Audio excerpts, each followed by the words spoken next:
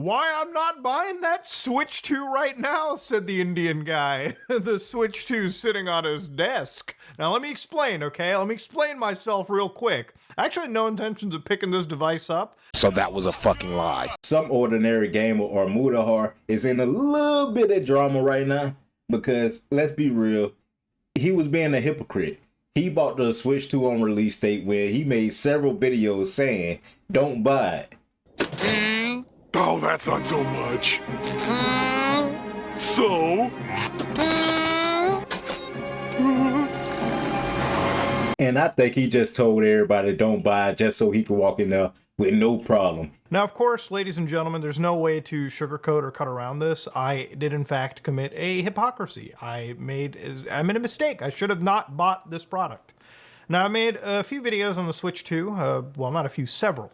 And I've basically covered it. I've not been the most positive viewer of it, especially around certain things like those game key cards, and especially about their TOS, when apparently it seems like they can just brick your systems, and more specifically around the fact that maybe the system is in fact a brick when you ended up picking it up. He could have saved all that backlash if he would have just said, as a content creator, I'm going to test the system, see it, and make videos about the system and everything like that. But as a consumer, you shouldn't be buying it until you see all the reviews and everything like that. I don't think nobody would have had a problem with that. In my opinion, content creators are supposed to be guinea pigs for whatever you're looking to buy. So if you're looking for a new game and you really don't want to spend all that money just for the game to be bad, wait till the reviews. Who wants to spend $70, $80, $90 now on a game? No, who wants to do that? So just wait for the reviews. But then again, you got to be careful though, because it's some content creators out there. No, it's two sides of the content creators nowadays. It's the go woke, go broke people. That's everything woke. You shouldn't be playing it and all that. They don't even play games. Let's be real. They make all that hoopla for no reason, and they don't even plan on buying the game. They just want to shit on the game for no reason. But then the other side of the content creators is the people that's, how I said, low-key bought. They is bought. It's basically an ad for the game. Well, they ain't got nothing bad to say about the game, but all of it's the best game they ever played. I'm looking at you, 2K. Every year, it's apparently, oh, the game's so good and everything, but as soon as the game come out, it's horrible. They stay in line in the 2K community, but y'all just go keep taking it. But basically what I'm trying to say is, find you a few content creators who you trust, and if you still not too sure about getting the game, just wait for a sale. Gamers that would fall into FOMO, and even though that I don't personally think that I'm the reason that video games have just gotten more expensive, ultimately the actions that I did do contribute to the fact that video games would have gotten more expensive, or at least the aspect of it would become more normalized. And he right about that, in my opinion, because I'm bring up 2K again.